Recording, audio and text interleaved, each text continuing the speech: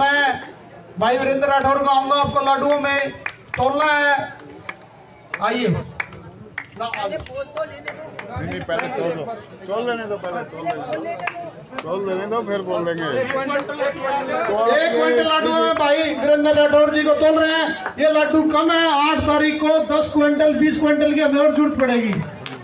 भाई वीरेंद्र राठौर, चौधरी भूपेंद्र सिंह हुड्डा। अब मैं निवेदन करूंगा, हमारे हरमन प्यारे नेता, बहुत ही ऊर्जावान हमारे प्रत्याशी भाई वीरेंद्र राठौर जी आए और अपना संबोधन दे। ऊर्जा है जिसके अंदर नेतृत्व करने की क्षमता है, इसलिए इस धरती को नमन करते हुए मैं अपनी बात को शुरू करता हूं। आप सब जानते हैं कि आने वाली 5 तारीख को एक महत्वपूर्ण फैसला आप सबको लेना है। हरियाणा की सबसे बड़ी पंचायत का चयन आप लोग करने जा रहे हैं और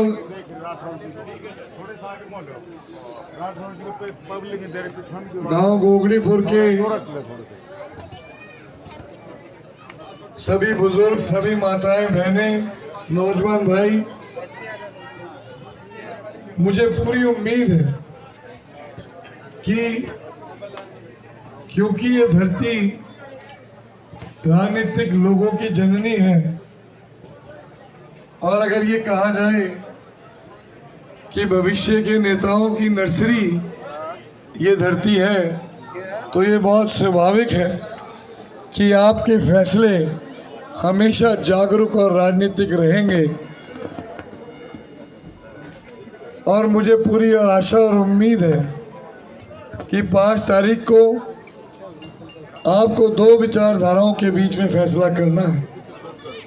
एक तरफ भारतीय जनता पार्टी की वो विचारधारा है जिसने जनरल डायर की भांति हमारे देश के किसान को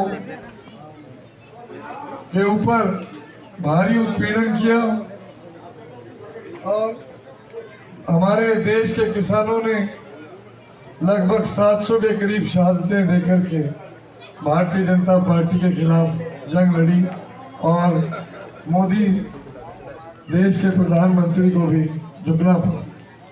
हमारी लड़ाई उस विचारधारा से भी है जिस विचारधारा ने हमारे देश के मान सम्मान, हमारी बहन विनेश फोगाट और तमाम हमारी बहनें जिन्होंने जंतर मंतर पर पूरी नारी शक्ति के लिए एक बड़ा संघर्ष किया और उनका अपमान भारतीय जनता पार्टी के लोगों ने किया। मैं समझता हूं कि इन 2 विचारधाराओं के बीच में गोगड़ीपुर के जागरूक मतदाता निश्चित रूप से भारतीय जनता पार्टी की विचारधारा को प्रदेश और गांव में से उखाड़ने का काम करेंगे।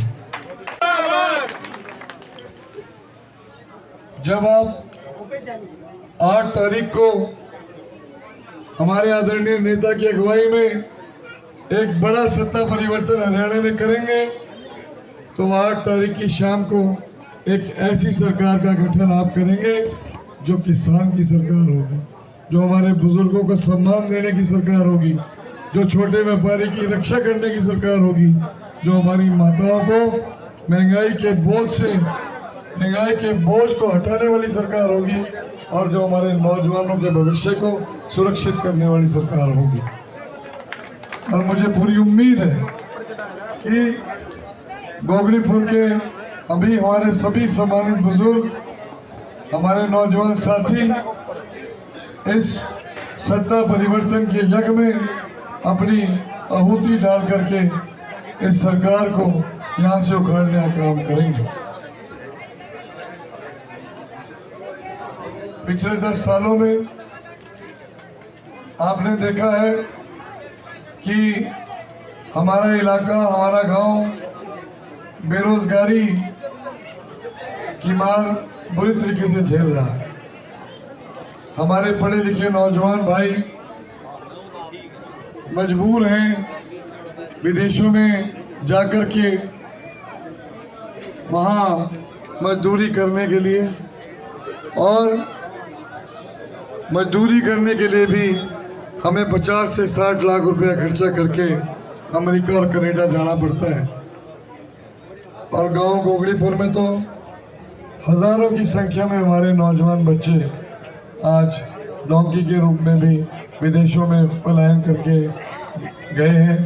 वो इसलिए भी गए हैं कि पढ़े लिखे नौजवान पिछले 10 वर्षों में इस बात को भी भाप चुके हैं और उनके अंदर मायूसी और नाउम्मीदी है कि पढ़ने लिखने के बाद भी हरियाणा के अंदर कोई नौकरियों के साधन इस सरकार ने निकालने का काम नहीं किया। गांव के सैकड़ों मेरे भाई लगातार पिछले कई वर्षों से मेरे साथ संपर्क में रहते हैं, वो अपनी बातें बताते रहते हैं, उनसे लगातार मेरी चर्चा चलती रहती है। कभी व्हाट्सएप वीडियो कॉल के माध्यम से सभी इकट्ठे होकर के वहाँ की स्थिति के बारे में लगातार मेरे से चर्चा करते हैं। मैं आज गांव के अंदर वोट से ज़्यादा एक विश्वास आपको दिलाने आया हूँ कि आपके आशीर्वाद से अगर हरियाणा की विधानसभा में पहुंचने का मौका मिला तो अपने राजनीतिक जीवन में कभी अपने आदरणीय बुजुर्गों को, माताओं बहनों को ये उड़ाना नहीं आने दूंगा कि किसी एक बिरादरी के काम ज़्यादा हो गए, किसी के कम हो गए, फलाने के ज़्यादा हो गए, उसके कम हो गए। भाई वीरेंद्र सिंह राठौर, भाई वीरेंद्र सिंह राठौर। 36 बिरादरी को साथ लेकर के आगे बढ़ाने का पूरा प्रयास हमारा रहेगा।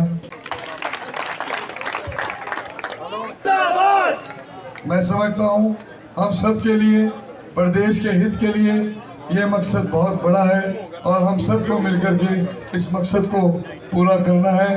आपका बहुत बहुत धन्यवाद। जय हिंद, जय भारत।